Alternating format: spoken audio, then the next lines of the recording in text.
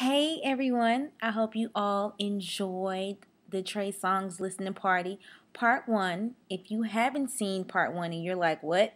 There's a part 1, just go ahead and click at the top right there. You see? Up there where it says 15, click that and all my videos will show up, and the first one should be Trey Songz listening party part 1.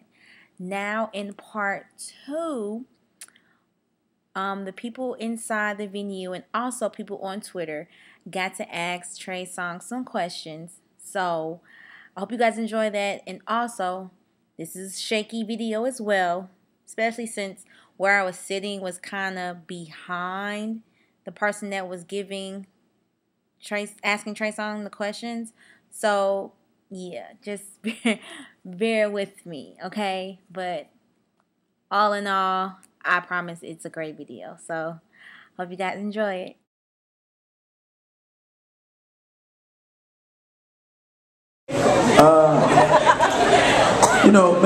Making music is fun to me.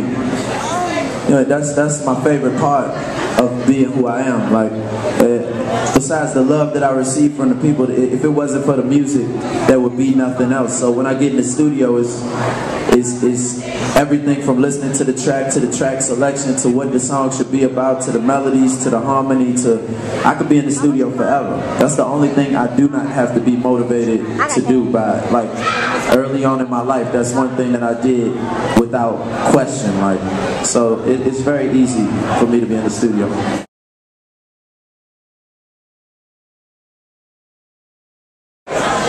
I don't see myself settling down anytime soon. That gives me hope.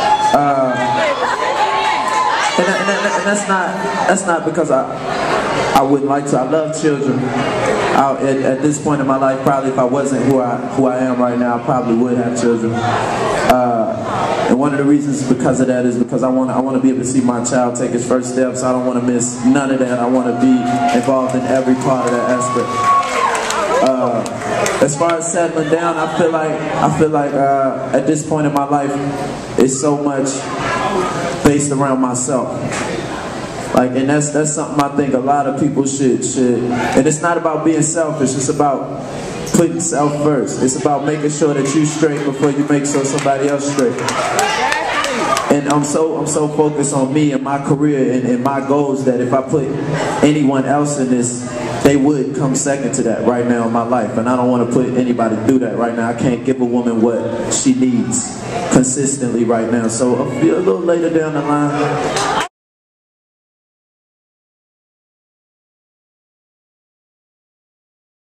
Well, for those of y'all who don't know, Songs for Peace is an initiative I take within urban cities, inner city youth.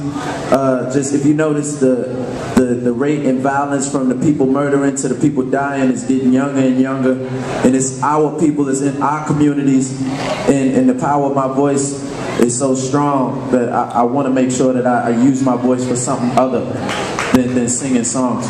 So what Songs for Peace is we motivate children to do better in school, not to be violent. We motivate peace.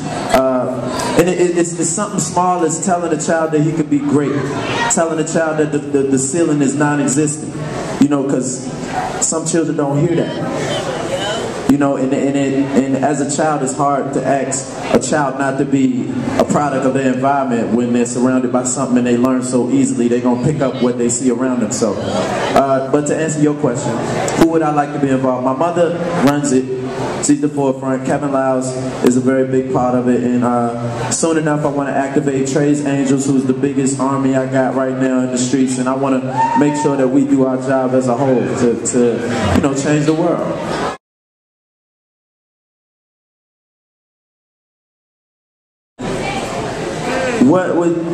Well, if you was my girl, it would be more than a date.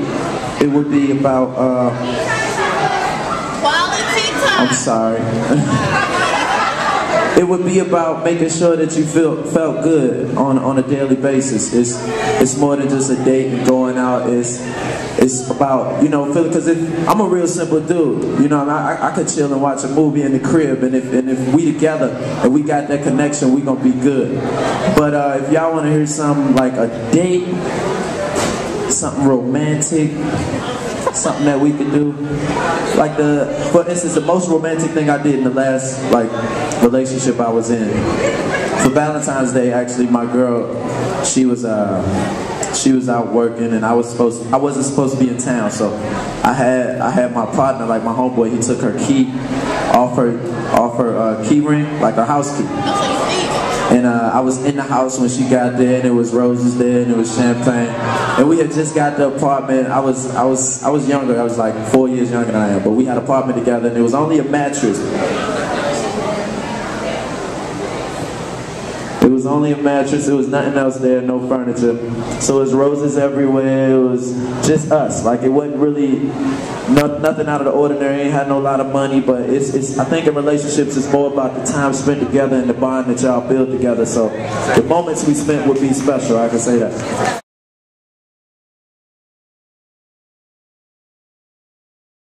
The most fun.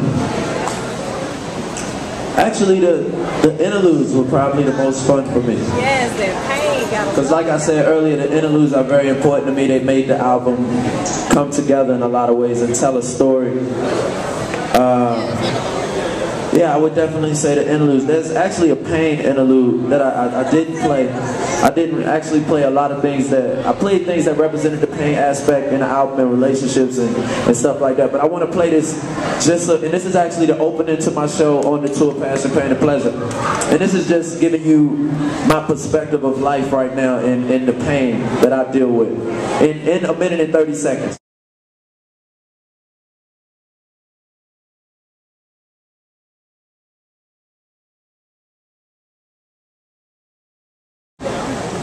Well, the lesson is more or less in me, the artist and the person, than the music, I'd say.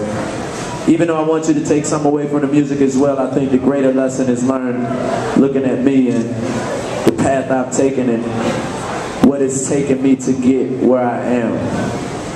This will be my biggest album. This, I feel, is my best album, but you know, had I let up, or had I given up, or had I let a lot of people or the powers that be, the people in the powerful positions, dictate what my career would have been, I wouldn't be where I am right now. It's more so a message of just evolution and growth. You basically seeing me as a young man grow into a man before your eyes, and I want y'all to take that away from this album and the passion, pain, and pleasure of your lives. And like I said, furthermore, I want to be a part of your lives. I want to be the soundtrack to your lives while you listen to this album. And I want the songs to mean what they mean to you personally. Each song is going to mean something different to every person. So.